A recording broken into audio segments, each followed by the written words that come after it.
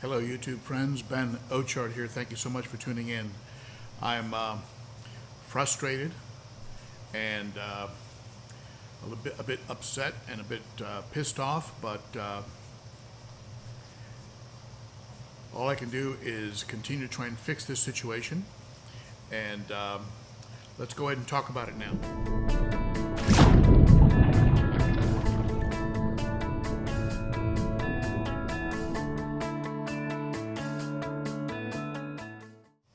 Well, unfortunately, the fix that I talked about in the prior video about this 8-gallon Horizon tank, I really thought that I had nailed the issue and fixed it. Well, after about a week or so, I discovered a few more fish that had somehow worked their way into the back and become trapped and then died. So I'm certainly not recommending this tank to anybody who is looking for a nano fish tank. This tank is probably best suited for fish that are probably 1.5 inches, which is odd because if you'd offer a small 8-gallon tank, you must assume that people are going to use it for small fish, nano fish.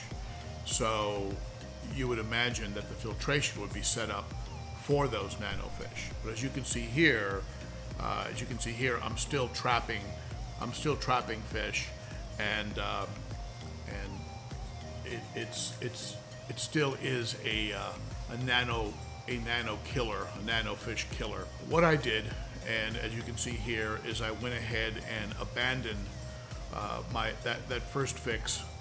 And I went ahead and removed the suction cups and did a mummy wrap of the entire unit in Pinky Floss. Pinky Floss is it's a material you can buy, on Amazon. You can get it at my store. You can buy it on eBay. It's just a really good filtration and water polishing material.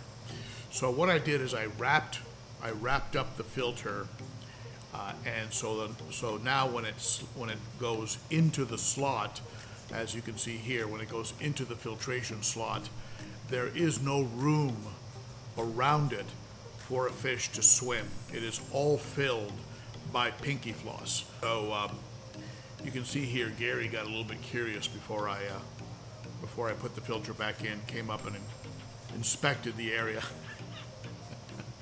Actually, a pretty cool snail. Never thought I'd get attached to snails, but at any rate,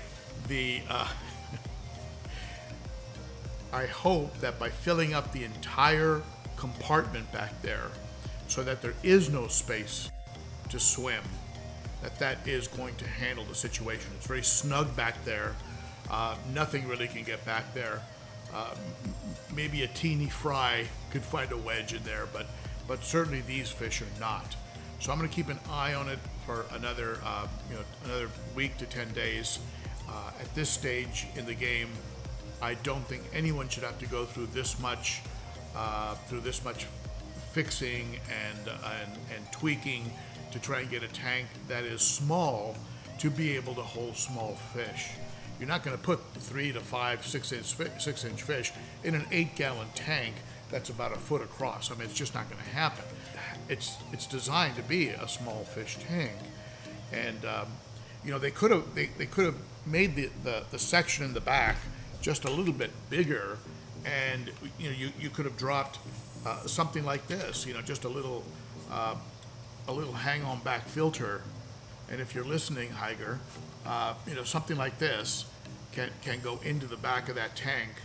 And just maybe a smaller version of this would go in there, and fish could go up in that area and swim around this, and it wouldn't matter. They wouldn't get trapped. They wouldn't be struggling with a grill with a lot of suction, and so they could get up in there, especially with this